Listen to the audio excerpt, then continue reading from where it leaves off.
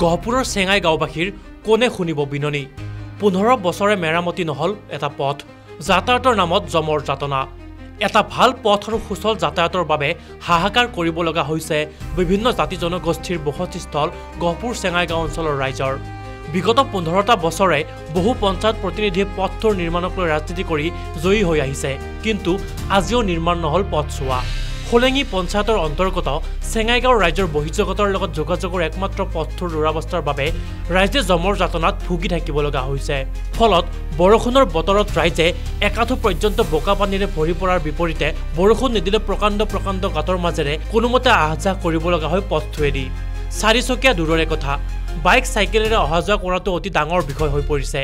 হাজাৰৰো অধিক ৰাইজৰ বসবাসস্থলী অঞ্চলটোৰ ৰাইজে বেমাৰ হলে এম্বুলেন্সখনলৈ ৰোগীক আনিবলৈ হলে চাঙিত আনিব লগা পৰিস্থিতিৰ সৃষ্টি হয় বহু দাবী আৰু প্ৰতিবাদৰ পাছতো গা লৰা নাই সংশ্লিষ্ট বিভাগ তথা পঞ্চায়ত প্ৰতিনিধিৰ বহুত বেয়া হৈছে ৰাস্তাটো ছোৱালী এজনী ঘৰত ইমান উপযুক্ত ছোৱালী আছে এতিয়া আমাৰ গাঁৱত কিন্তু ল'ৰাবিলাক নাহে চাবৰ কাৰণে ল'বৰ কাৰণে নাহে ইমান দিগদাৰ বিয়া নাপাতে ৰাস্তাটো বেয়া ৰাস্তাত গাড়ী চাই নাহে আৰু ছোৱালীবিলাক আই চাব চাই পেলাই গুচি যাব দুবাৰ ৰিষ্টা কথা পাতিব নাহে খৰালিটো গাধা বাৰিষা হলেতো একদম একাঠো পানী হয় বহুত দিগদাৰ হয়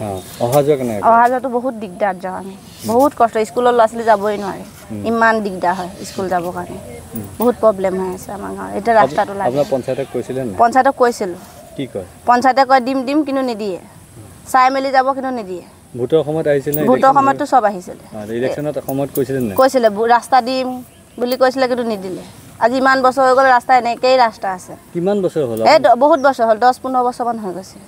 এনেকে মাজতে ঢেৰ দিন হ'ল 10 বছৰ মানৰ আগত এই দিছিলে হেয়া এতিয়ালৈকে নাই গহপুৰৰ পৰা অৰবিন্দ নেৱালৰ প্ৰতিবেদন নিউজ ডেস্ক ৰিপৰ্ট